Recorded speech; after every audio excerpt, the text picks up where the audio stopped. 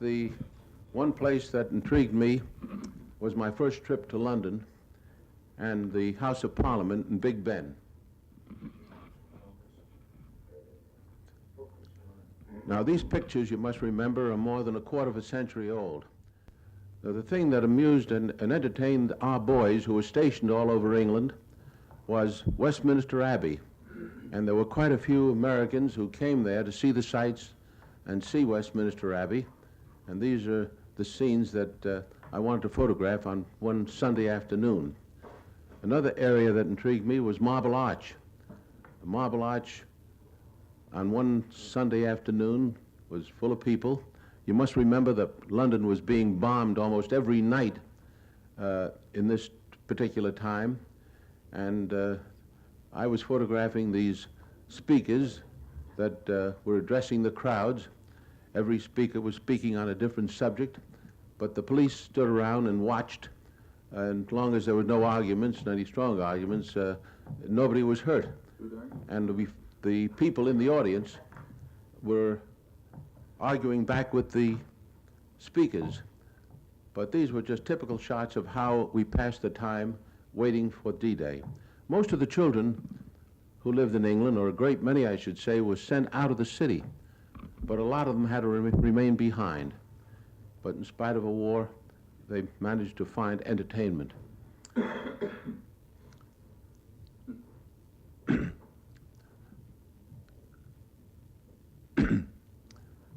I was rather surprised to see these children drinking out of community drinking cups that were changed to the fountain.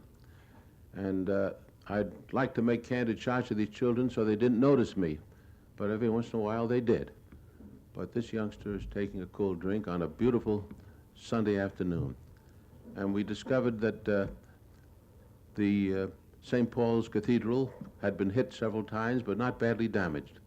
And of course, one of the other attractions was Buckingham Palace and the gates, which were protected by British troops, not in the bearskin hats which they wore in peacetime, but in full war uniforms. And this is the way they paraded up and down. They weren't performing for the camera, but they were actually doing their duty. But you notice the barrage balloons in the background. London had barrage balloons all over the area.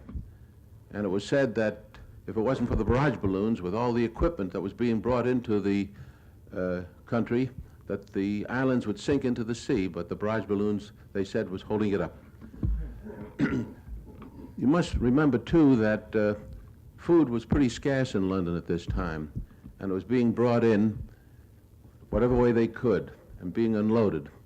But it isn't often you get a bright day like this in the spring in London, and this was an opportunity to show what the soldiers were doing while they were waiting for the invasion. This is Fleet Street.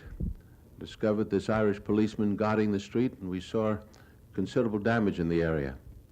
But soon,